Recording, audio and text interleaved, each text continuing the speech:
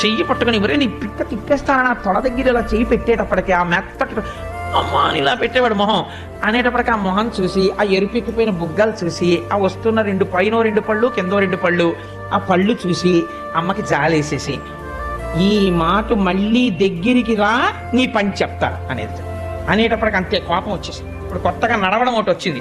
ఎలా ప్రవర్తించేవాడంటేట అమ్మ ఇలా దెబ్బలాడగానే టింగ్ టింగ్ టింగ్ టింగ్ అని గంట మోగుతూ ఫైర్ ఇంజన్ లాగా గంభీరంగా అడుగులు వేసేసుకుంటూ కోపం అనమాట అదంతా. ఇలా చేతులు వెనక్కి పెట్టేసుకుని గబగబా వెళ్ళిపోయి నేను ఆడుకోను, నేను ఎక్కడికి వెళ్ళను, నేను నీ దగ్గరికి రాను, నేను ఇలాగే కూర్చుంటాను అని గొంతు కూర్చుని ఇలా కూర్చునేవాడు.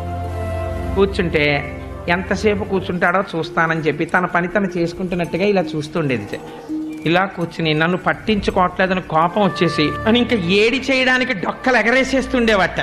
ఆ బుగ్గలు అదిరిపోతా. అమ్మ చూసి లేక లేక పుట్టినవాడు చూడు ఎంత